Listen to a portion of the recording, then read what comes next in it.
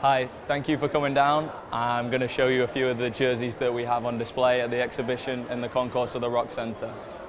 Here we've got an Argentina shirt worn in the famous Hand of God match against England at Mexico 1986. Not only is it a special shirt because Diego Maradona scored arguably the greatest goal of all time wearing it, but also because of the story behind how it came to exist. So a couple of days before the game, it was decided that Argentina would play in their away jersey, but they hadn't actually brought an away kit to the tournament.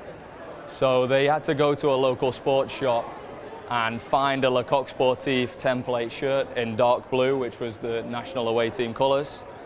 And they stitched the badges on at the local sports shop for the guys that played in the game, and also asked the sports shop owner for some material to put the name on the back.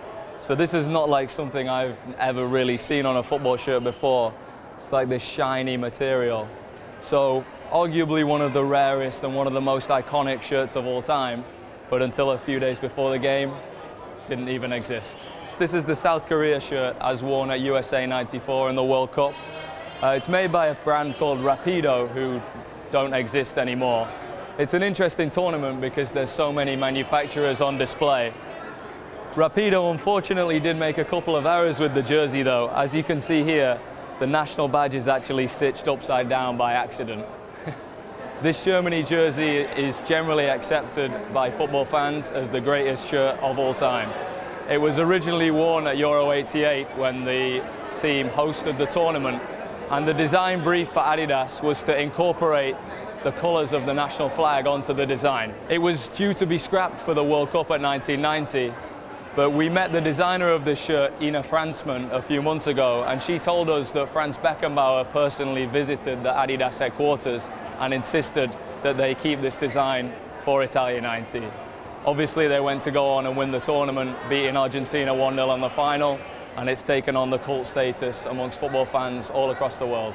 Football shirts come in all shapes and sizes, and there are many crazy designs out there, as you can see in the exhibit. This one in particular references Mexican culture, and in the design features the Aztec calendar. It's very, very popular with Mexican supporters and supporters worldwide, and was worn by the likes of Hernandez and Blanco at World Cup '98. An interesting recent development is how football shirts and fashion are colliding.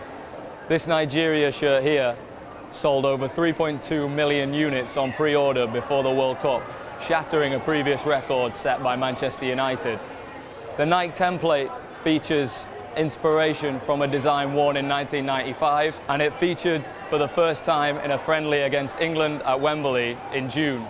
Ironically, the 1995 jersey that it's based on was also worn in one game against England at Wembley.